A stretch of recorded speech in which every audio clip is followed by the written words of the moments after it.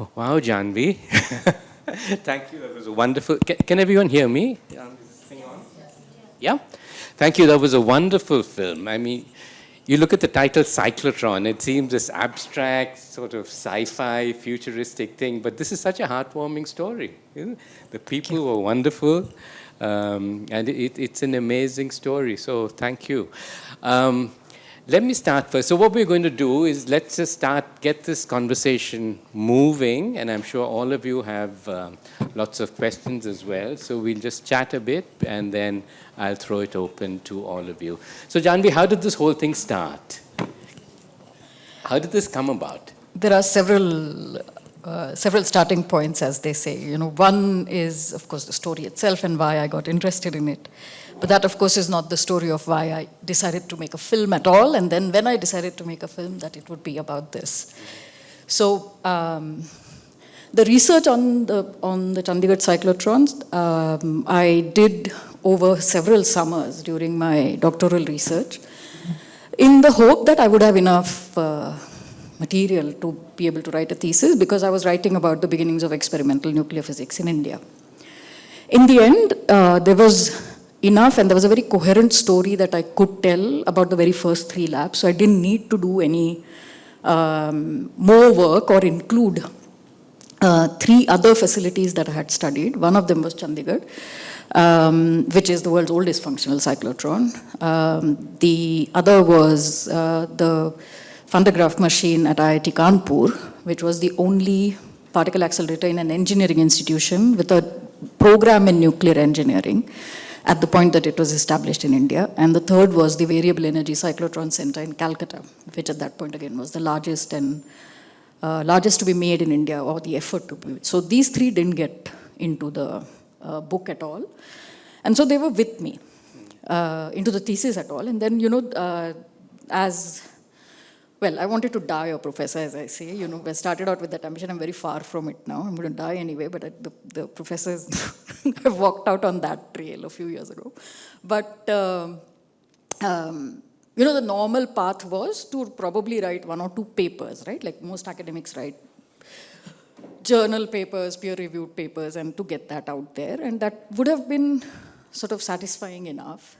But I think by the time I'd finished the book, and this was around 2010, 2011, I was bored.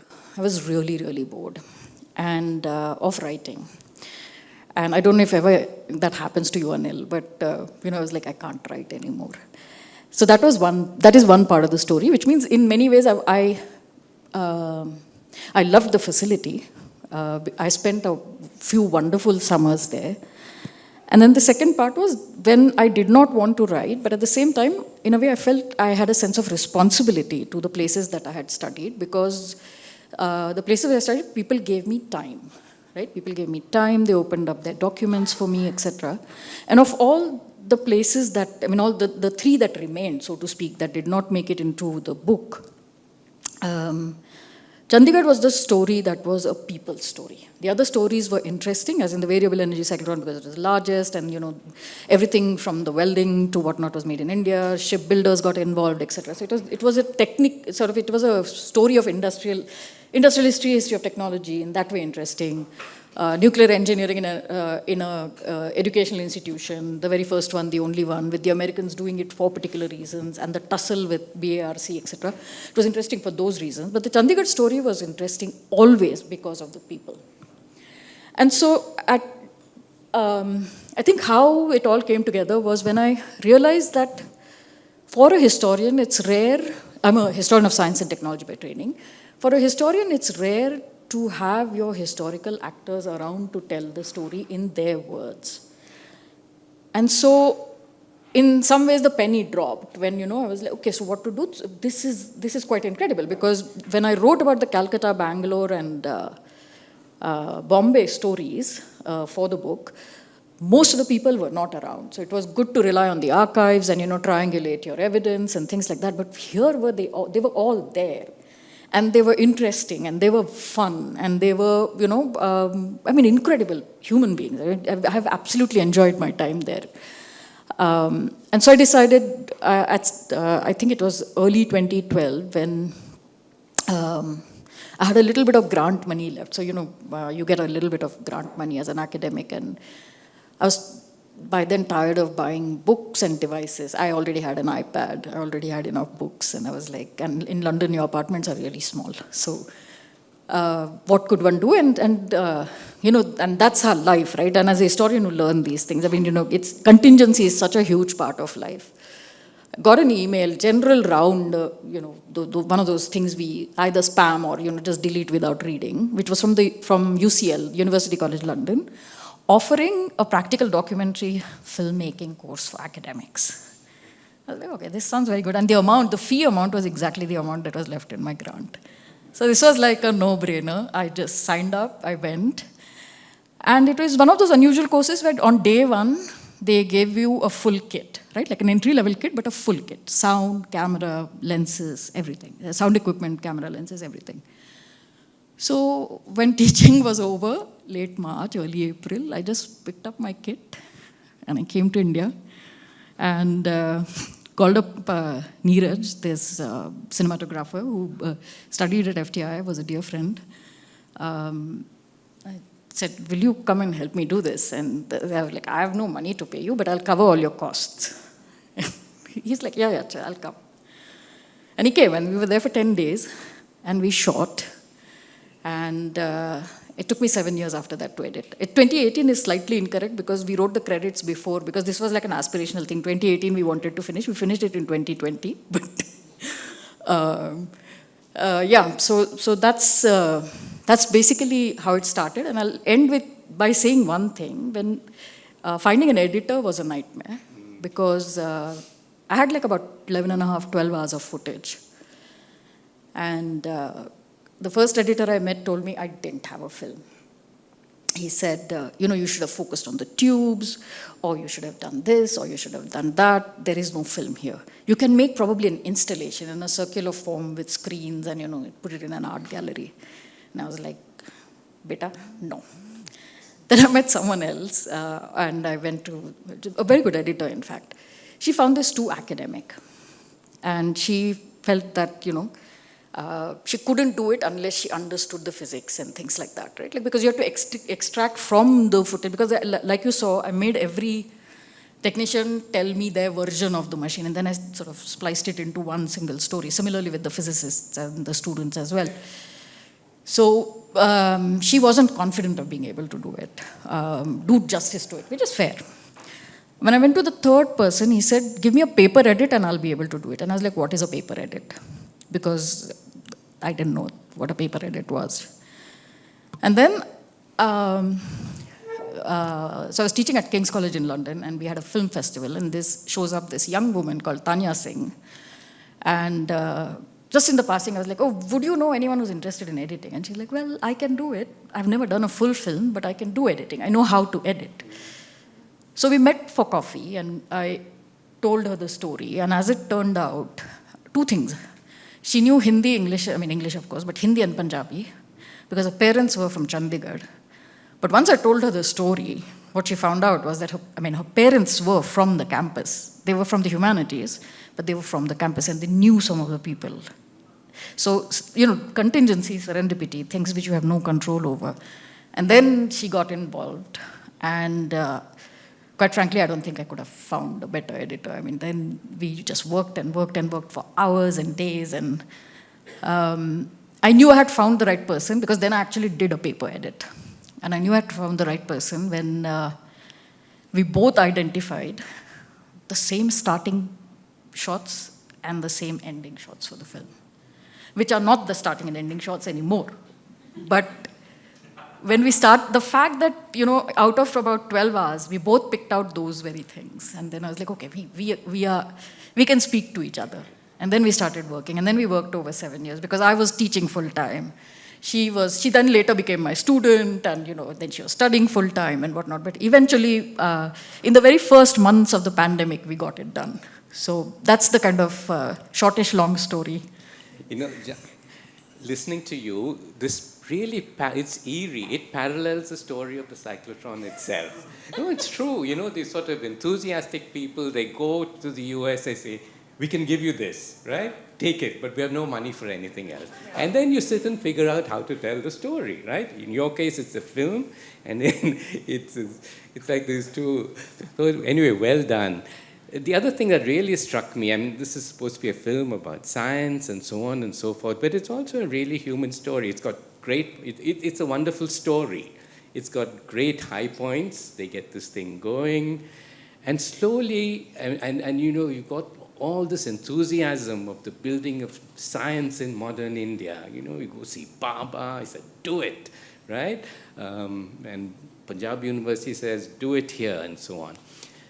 But later you also get the low points. You know, this thing is slowly sort of running to the end of its natural life. You don't know what's going to happen next. The people are all drifting away. And so there is also this feeling of sadness at the end, right? So what do you feel about that? What's happening there right now? Do you know? Have you been in touch with them? So it's a steady decline, right? Like it's not a sort of that kind of decline, but it's right. like that, right? Like, and it's been going for a while. I haven't been back for a while, but I hope to. The last 6 years have been extremely busy also for me. I mean, the fact that it took me, even if I claim, like I have, that it was finished in the early in the pandemic in 2020, it took me 4 years to organize the first screening in person. I'm hoping now to find the time and go there and meet some people, but I did send them the film the minute it was done, and I got very, very generous messages from all of them, and I sent it by email. I sent it to everybody, linked to everybody. We lost Professor Hans. He could not see the film, unfortunately, finished. I would have liked that to happen, but that didn't.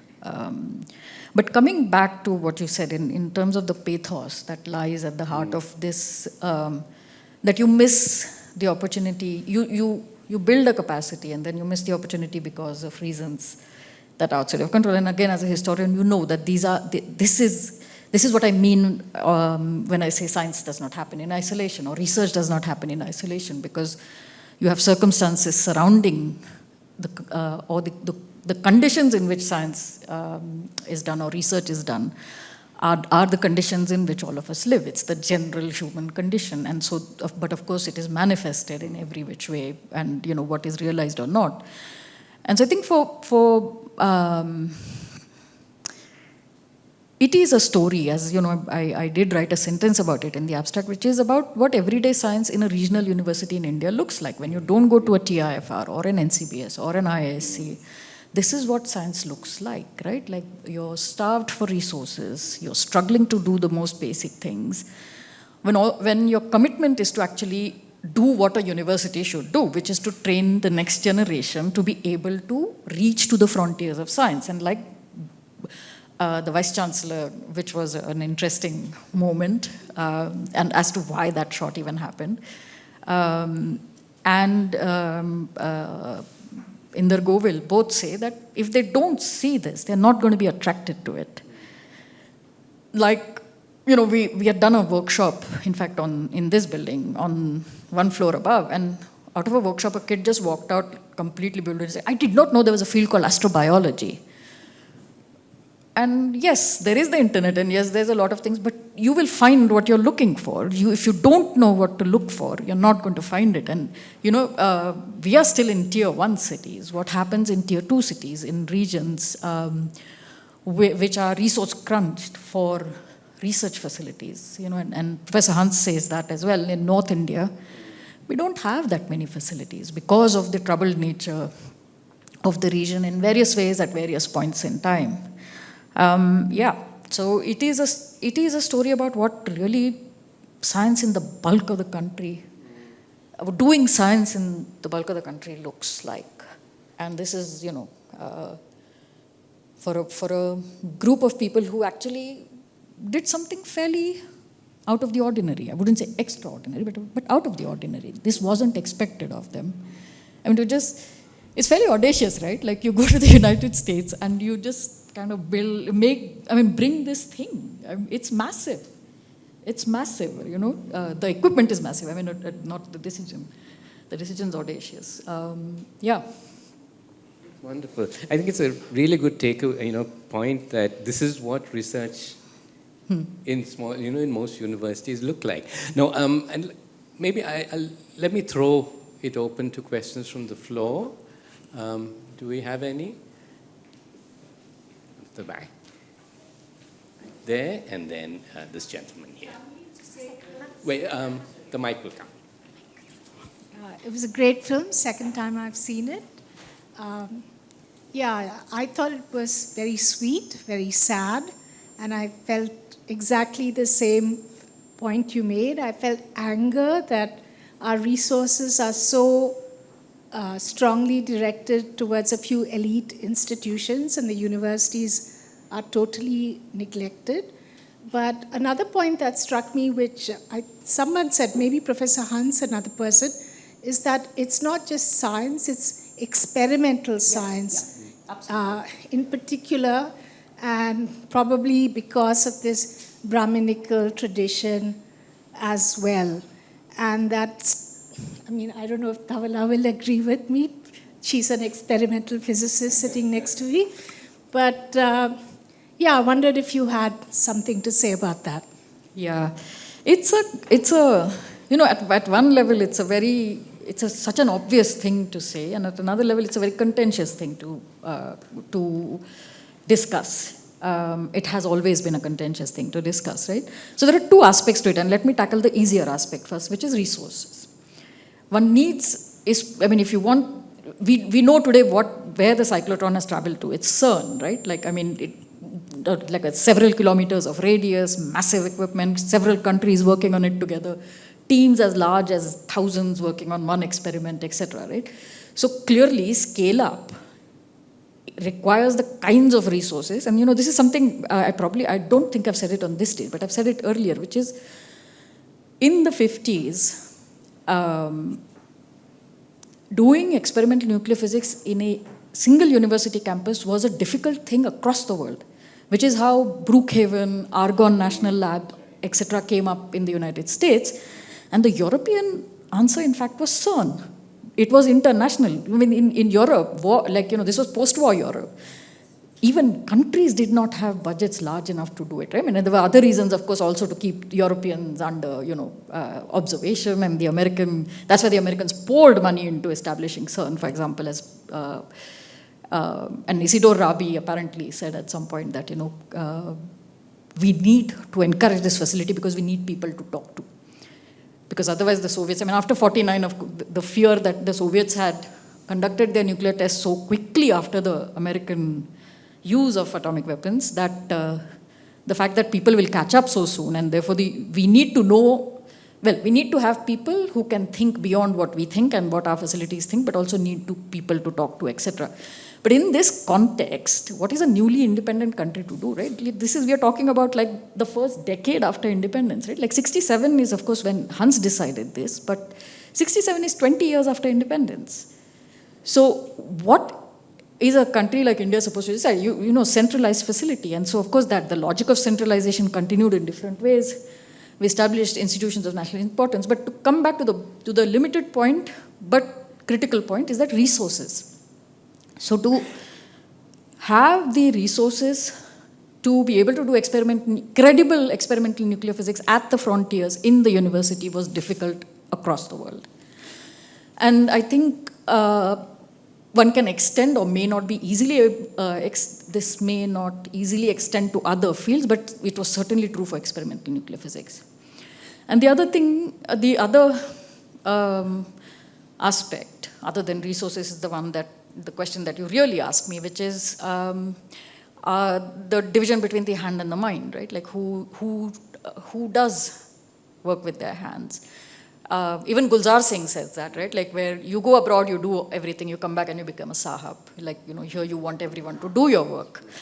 And so those things are there. We have a peculiar relationship to artisan work, to craft, and to manual work of any kind. It's because manual work and artisan work and craft work, which in fact has deep connections to the Industrial Revolution in Europe and elsewhere, because the Industrial Revolution has if it has strong ties to research at all, it does, but the stronger ties are to craft. And in India, that connection is broken, right? Like, and so we have social hierarchies that already render it socially less valuable. And then we have the break between the artisan and the between the artisan and the craftsperson and modern life or modern equipment. Like, who's allowed to go to a university? I mean, Ajanta Subramaniam's written an interesting book about IIT Madras and who were the first students. She also looks at Kindi College in Chennai, or in Madras at that point of time. And the first, which is also somewhat true, although there is a book yet waiting to be written about the Central Leather Research Institute, just opposite IIT Madras campus. The first people who enter the labs are people who will not touch leather. And the people who touch the leather are not sitting in your classrooms and studying. They are not learning anything theoretical or something that frames or something that allows them to claim it as knowledge, for example, right? So yes, it is tragic and it is true. This is, this is us. Thank you. That's a lovely, I mean, it's really widened up the discussion now into the wider context within which science happens within our country. I think this gentleman... just a footnote. Even in this film, right, like you see the cleaner, they say we are all family, we all sit together, except he doesn't eat with them. Right? Like, and I mean, of course, one doesn't always use a hammer to hit things on the head, but it's... But before that, are there any other physicists, experimental physicists in our audience? It would be great to get your feedback as well. Yeah, so anyway, this gentleman has a question, but please chip in also. Sorry, here, down here. And then we'll come back to you. So as a historian of science and technology, how do you see the fact that you have this machine, you have this machine running on 100% analog electronics, whereas there is a digital electronics revolution happening in the surrounding? I mean, that's a, how should I put it? It's not for me to judge or say, right? Like, it's for me to understand when the people who install or establish the machine run it the way they do, and when they make the change, they do move to solid state power supply, when they move and why and to what consequences, and to understand what paths they did not take. But it's not for me to judge as to why they did not take that path, right? Like, and I mean, it's an old machine. Look, there are 2 tubes, as they said. There's only so much you can do. I mean, hopefully there were enough pictures of the completely mad level of wiring there. I mean, I just do not know how they even know what goes where. It's crazy, but they do. I mean, even the young women, like she says, we just clean this like at home and we keep it clean, and and she knows how to open it up and reinstall the whole thing. This is like people getting the parts of an automobile from the 1950s. Yeah. With just a thing and say, okay, now put it all together, and we need to figure out, Other than the fact that the wheels go down there, but you probably don't know very much else, and they've actually sort of reverse engineering. This is real reverse engineering. Without having seen one. Yeah. Right? I think... this is not a turnkey machine. Yeah. This is, I mean, just getting that vacuum right every single day is it's a feat. Hi Janvi, it was a great movie, to be honest. It was really mind-blowing. I am an experimental physicist who builds things. And can you hold the mic up, please? Yeah, I'm someone who builds things, and I'm an experimental physicist at IISc. So watching something where experimental physics and hands-on things are the center of your presentation was really amazing. Shobna asked me to tell you all about a bit about this, hands-on nature and how people get into it. More often than not, I've seen smart minds doing theory or mathematics. That's why they're called my experience. This is my experience. But I was driven to experiments basically because I saw my father build our house. He built it from scratch, including the foundation and everything. And he was a Sanskrit scholar. He just built it because, so I had one question to you, was that this is a great movie and all of it. Do you see your movie doing good to this place? Like, popularizing a movie or documentary like this and creating awareness. I mean, I didn't know that there was a running accelerator of this rich history until I came here today. Or when I read the abstract of your advertisement. But if you reach it to the right people, we speak so much on the higher level, right? Make in India and this and that. I mean, this is worth that effort. So do you see something in repercussion that your movie is going to take this kind of effort to a much higher level? I don't know. I made the story because, I made the film because the story was compelling, and I also chose the format. I will answer your question. I do long-winded answers. One of the things I realized after filming, and that my editor brought to my notice, was that like a good historian, I went and brought back lots of words. Lots of words. The reason why you have stills and archival photographs in this is because I shot 0 B-roll. Any good filmmaker worth their salt will tell you that you need a B-roll of your surroundings, of the this, of the that. I had 0. I had lots of people talking all the time, right? So that was, of course, a good learning moment for me. But I wanted to make a robust narrative using their words, right? Also because I had lots of them. So every story was told by every person to me. I don't know what effects these things have, right? And for them, so the reason why the little 2 sentences with the vice chancellor are there is because the physicists in the department wanted me to make a case to him, for him to realize that here was the world's oldest functional particle accelerator on his premises, in order for him to then look at being perhaps slightly more generous in the grant for maintaining the facility or for giving grants to students to come and study there, right? And that's how we ended up going to his cabin and taking a couple of shots. So I'd like to show this film whenever I can, but also discuss whenever I can. And if I was an academic, I would have probably had more time to do this. Right now, I have slightly less time to do this, but I do intend to do it. I also hope to make other films that perhaps speak to similar things. So at one point, I had a grant which is still sitting in my bank, and thankfully the grant makers haven't come after my throat, to make shots, short shots with lab technicians, like just portraits of lab technicians, right? And my starting point, very creatively, was Talking Heads, the Kieslowski film, right? Where you ask the same question, same set of 2 or 3 questions to several people. And so I wanted to talk to lab technicians and ask them the same 3 questions. What did you want to be when you were 10 years old? And then there were 2 other questions. That hopefully maybe someday soon.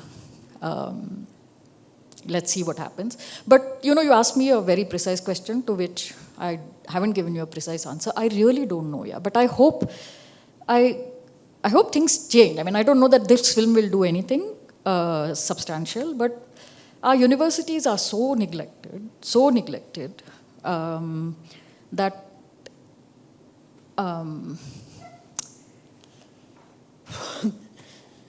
yeah. I think every little bit helps, and the more people talk about it, even all of us talking about this here, all of this helps. Yeah. Maybe in an infinitesimally small way, but I think it does help. So, the gentleman over here.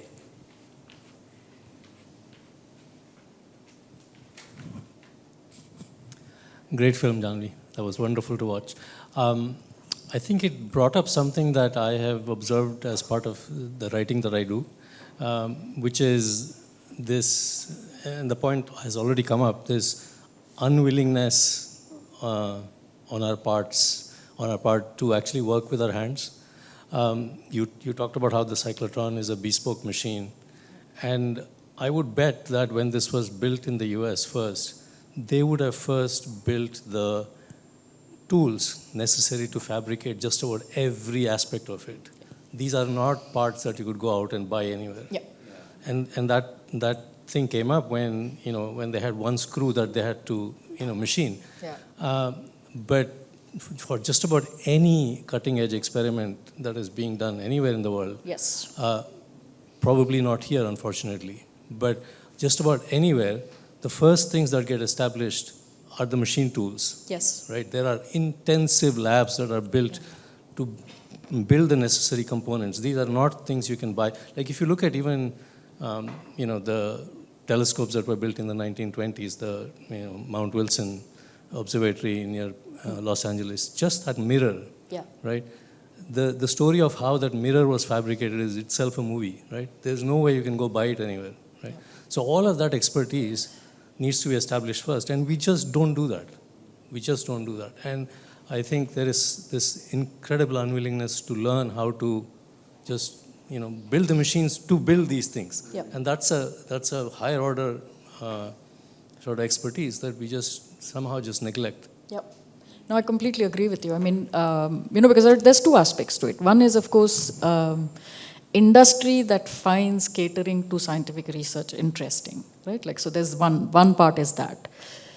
Because you will, at the end of the day, what do you need to do these things? You, of course, need lathes and milling machines and things like that, but you also need very high precision equipment, right? Like to be able to vacuum, right? Vacuum. So you'd need that, but they, oh my God, senior moment. What was I going to say?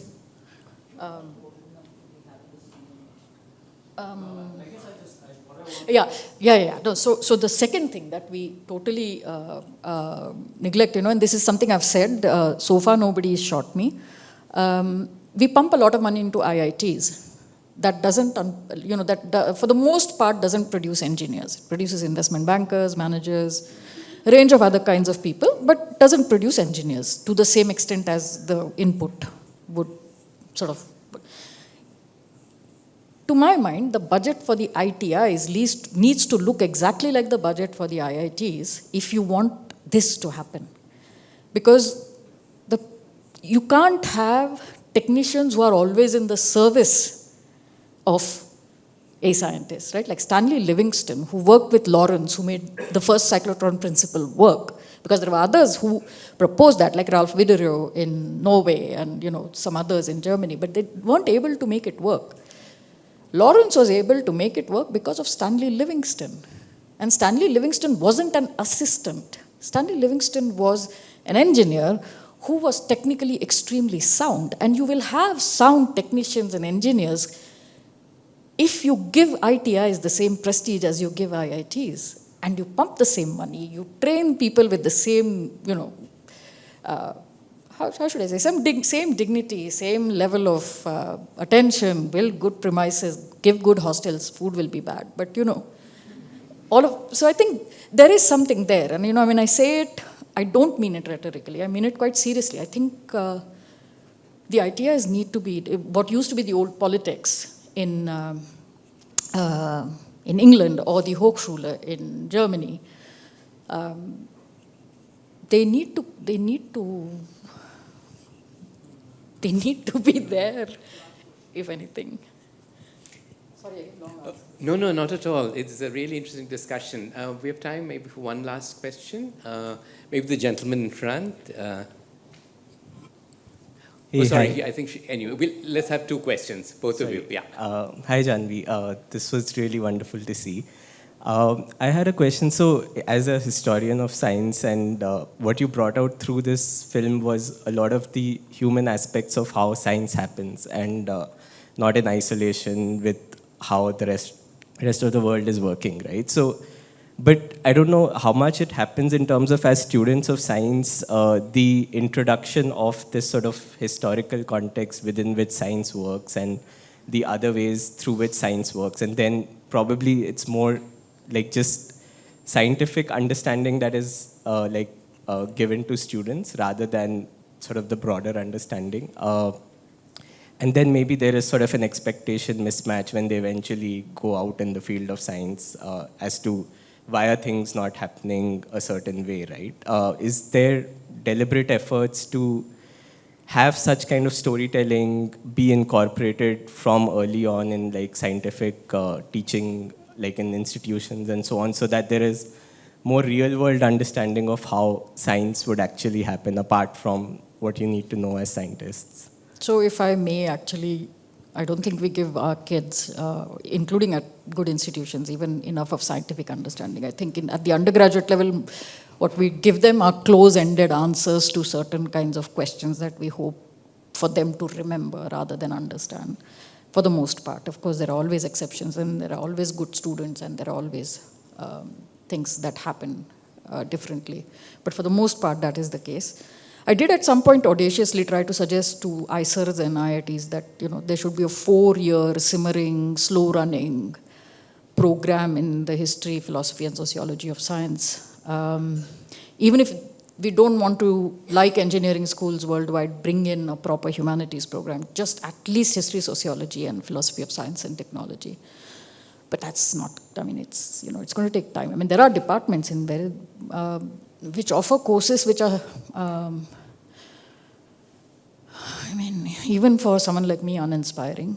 And I was trained in the humanities. I don't see, so there are new institutions which are allowing for, how should I put it, a better balance. So you can do a computer science major and a music minor and things like that in some select sort of, for lack of a better word, elite institutions. That is becoming possible. But you're talking about science and engineering education, which provides a grounding to the students to be able to contextualize and have a perspective on their own work and profession. That's not happening. We don't have enough historians of science, we don't have enough sociologists of science, we don't have enough philosophers of science. There is no department in this country that offers a degree program in the disciplines. In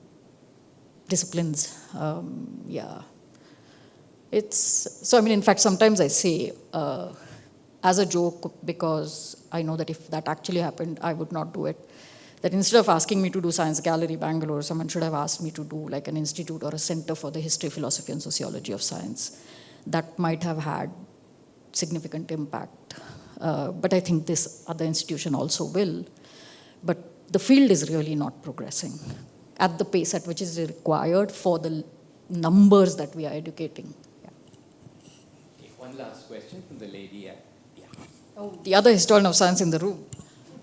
Thank you. My question's not, I don't have a question, it's a comment. And it's not coming either from my space as a historian of science or as a writer, but as somebody who grew up knowing Dr. Hans as Hans' uncle and never knowing that I knew, and seeing the cyclotron, because my dad worked in the department opposite. He was he is a mathematician, long retired.